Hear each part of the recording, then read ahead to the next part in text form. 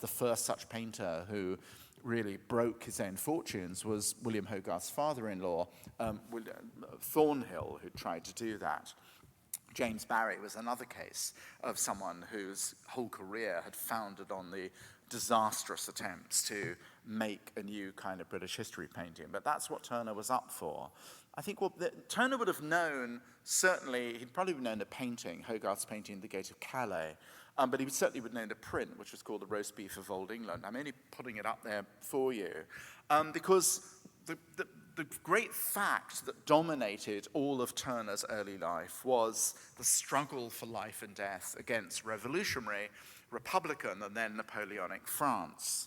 And Turner certainly would have known that somehow great British history painting had to come about from registering the magnitude of that particular struggle. This, of course, it's a wonderful painting, but it represents there, in fact, is Hogarth, who briefly went over to France to sketch and was actually arrested. He was caught sketching at the Gate of Calais with all its associations of the old boundary between France and England on the European mainland. While he was sketching, he was arrested for being a spy and put briefly in prison, something he didn't forget. And his form of revenge was this painting, because here is the British side of beef, the embodiment, actually, of full-blooded, meaty British prosperity that's been brought through the gate and is being slavered over by this kind of fat friar. So all the Frenchies in the picture, there's also the ex-Scottish Jacobite who's sort of sitting like a beggar at the Gate of Calais. They're all sort of scarecrows who are just hungering and desperate to get their hands on the rump steak of liberty, but until things change. So this sense in which this old chauvinist rivalry between England and France was going to actually generate a magnificent form of history painting could easily have been, I think probably was, on Turner's mind. It's just sort of one instance of what might have ginned up a sensibility that was already there. So in 1806, Turner, the young Turner, who's been now an associate, he's actually becomes a full member in 1802, so he's now a fellow of the Royal Academy. He's not yet a professor, as he was going to be, of drawing a perspective, but he's a full member of the Academy, feels himself invested in the reinvention of British art, does his bit for Britain by painting, among many artists of inferior quality, like Denis Dighton, for example, do versions of the Battle of Trafalgar. The climax of which, of course, was the death of Lord Nelson, shot on the deck by a sharpshooter, just as triumph was guaranteed and the French fleet had been destroyed. Turner is actually so involved in this that he actually goes to see the hulk of the battleship Victory as it's brought up the Medway to Greenwich, with Nelson's body, by the way, lying pickled in a barrel of Spanish brandy before it could be put on display at the Royal Naval Academy at Greenwich. And Turner takes his research very, very seriously. He walks up and down. Once it's berthed on the Medway, he goes and makes sketches, actually, of its architectural construction. He even talks to mariners who'd survived the Great Battle.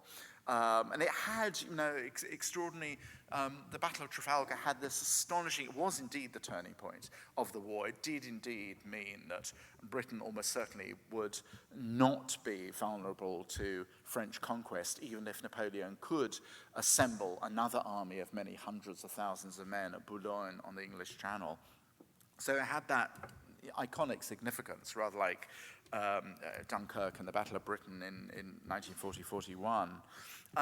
But Turner then almost choked under the weight of his own research diligence, but he threw all those notes away in order to make this tremendous, extraordinary picture, which because it was such an extraordinary picture, and it was a picture in which one moment was not singled out. It was a composite narrative. In other words, different moments from the battle are all actually are all collated into one painting, which made it completely incomprehensible to most of those who came and saw it.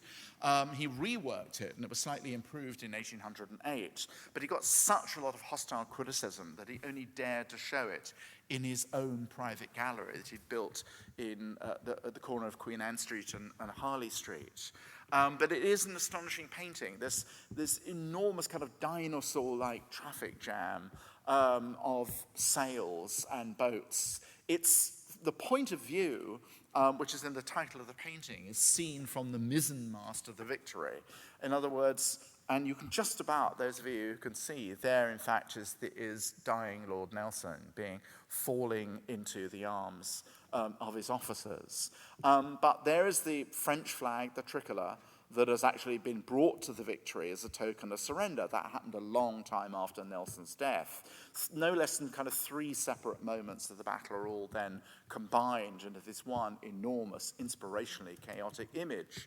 You can see Turner feeling, but without being able to articulate in any way, that chaos, indistinctness, confusion, complexity, ambiguity, the uncertainty of the relationship between seeing and doing is at the heart of the way you might actually represent history. Not simply as a kind of neat little mechanical snapshot of one moment, but above all, a sense of atmospheric immediacy, of presence. What was it like to be there amidst the thunder of the guns, the obscuring smoke, the snarling chaos of intertwined sails? That was what Turner was about. And, no greater picture of British battle would ever be painted, possibly ever, actually. Certainly not in the 19th century, but it was altogether a step too far. A fourth thing, which I absolutely think is the case, but nobody else, I think, agrees with me. How is that possible, you ask yourself? Is that although the title tells us, of course, that the point of view is up high from the mizzenmast of the Victory, Winslow Homer actually adopts this in a picture of a sharpshooter during the Civil War. The point of view is also meant to imply the point of view of a sharpshooter on another ship that actually had focused in on Nelson. So we get the sense both of triumph, of tragedy, and of calculated aim as well. It's an astonishing and far-reaching exercise, which, as I say, was much too much for the taste of the time. So what was to be done then? This fails. What was to be done to make a great British history painting? Well, the history of making history paintings was littered with catastrophes. The most famous of all was James Barrie's allegory of commerce or the Thames, which simply got together a lot of heroes, like Sir Walter Raleigh, for example. Dr. Burney, who was actually playing the harpsichord while treading water, which is... the British can do almost anything, but not that, I think, probably. And the whole series was... So Turner, in fact, goes to... The Thames is very important. Remember, though you all know, it only takes about sort of 5 minutes to walk from Maiden Lane and Covent Garden through the Adelphi. You can make a map. You can all go to London tomorrow, and you can kind of walk Turner's life, practically, in London. He had a butcher uncle, another uncle, not the Bristol uncles, but who lived in Brentford, to which he was sent when there were spells of cholera and other unfortunate things going through London. So a lot of his life he actually spent on the river. He liked rowing, he loved fishing, he read Isaac Walton. But the Thames, above all, for Turner and many of his contemporaries, wasn't just a kind of passage of water, rather like the Hudson would become in American painting. It became an imaginative artery in the political body and sentimental historical body of the nation. It had been poeticized very famously in the Scottish poet James Thomson's The Seasons as somehow representing the kind of silver cord that ran through British historical memory.